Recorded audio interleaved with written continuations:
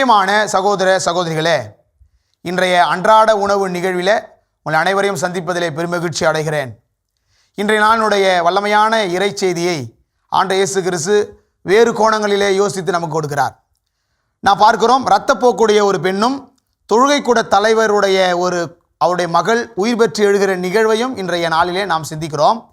இந்த இரண்டு நபர்களுடைய சந்திப்பு முறையை நாம் கொஞ்சம் சிந்தித்து பார்க்க வேண்டும். ஏனென்றால் இருவருமே எந்த மனநிலையோடு ஆண்டவரை அணுகுகிறார்கள் என்பதை நாம் புரிந்து வைத்தோம் என்றால் நம்முடைய ஜெப வாழ்வும் இன்னும் ஆழப்படுத்தப்படும் என்பதை நான் இங்கு உணர்கிறேன். பிரியமானவர்களே, இரத்தப்போக்குடைய பெண் ஆண்டவரை அணுகுகிற ஒரு செயல்பாடு ஆண்டவரை சந்திப்பதிலே இல்லை, ஆண்டவருடைய ஆடையை தொட்டாலே போதும் என்ற ஒரு நம்பிக்கை. தொழுகை கூட தலைவர் ஆண்டவரிடமே சென்று, ஆண்டவரே நீர் வந்து தொட்டால் போதும் என்று இரண்டு கோணங்களிலே நாம் இந்த நிகழ்வை பார்க்கிறோம். ஒன்று, இரத்தப்போக்குடைய ஒரு பெண் ஆண்டவரை தொட செல்கிறார். இன்னொன்று, தொழுகை கூட தலைவர் ஆண்டவரை அழைத்து அவருடைய மகளை தொட சொல்கிறார். ஆக இரண்டு பேருடைய நம்பிக்கை வாழ்வு ஒரே முறைதான், ஒரே ஒரு வழியைத்தான் சொல்லித் தருகிறது.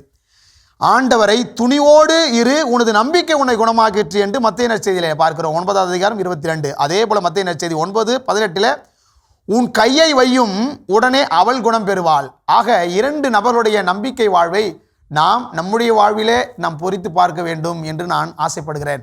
ஆக பிரியமானவர்களே, இன்றைய நாளிலே நம்முடைய ஆண்டவர் இயேசு கிறிஸ்துவின் மீது வைத்திருக்கிற நம்பிக்கை மிகப்பெரிய ஒரு சிந்திக்க வேண்டிய கட்டாயத்தில் இருக்கிறோம்.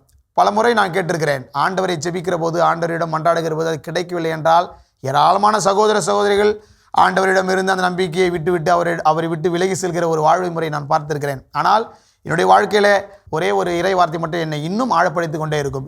இது என்றால் ஆண்டவர் இயேசு கிறிஸ்து அந்த யோபினுடைய வாழ்வில் நடந்த ஒரு அழகான செய்தியை நாம் பார்க்கிற போது இயேசு கிறிஸ்துவின் வல்லமை நான் உணர்ந்திருக்கிறேன். ஏனென்றால் நாம் ஜெபித்து கிடைக்கவில்லை என்றாலும், எனக்கு பிடித்தவர்கள் என்னை விட்டு விலகி சென்றாலும் கூட, பிரிந்து சென்றாலும் கூட, நீர்தான் என் ஆண்டவர் என்று யார் அந்த மனநிலையோடு ஆண்டவரை அணுகுகிறார்களோ அந்த நம்பிக்கை மிக சால சிறந்தது என்று நாம் பார்க்க முடியும். ஏனென்றால் எந்த சூழ்நிலையிலும் எந்த வேலையிலும் இறைவன் என்னை பாதுகாப்பார், இறைவன் என்னை ஒருபோதும் கைவிட மாட்டார், இறைவன் என்னோடு பயணிக்கிறார் என்ற மனநிலையை எந்த சகோதர சகோதரிகள் வளர்த்து கொள்கிறார்களோ, யோசித்துக் கொள்கிறார்களோ, சிந்தித்துக் கொள்கிறார்களோ, அவர்களுடைய நம்பிக்கை ஆண்டவர் வந்து பார்க்கிற போது அவர்களை மிகவும் பாராட்டுவார் என்பதில் எந்த ஒரு மாற்று கருத்துமே இல்லை.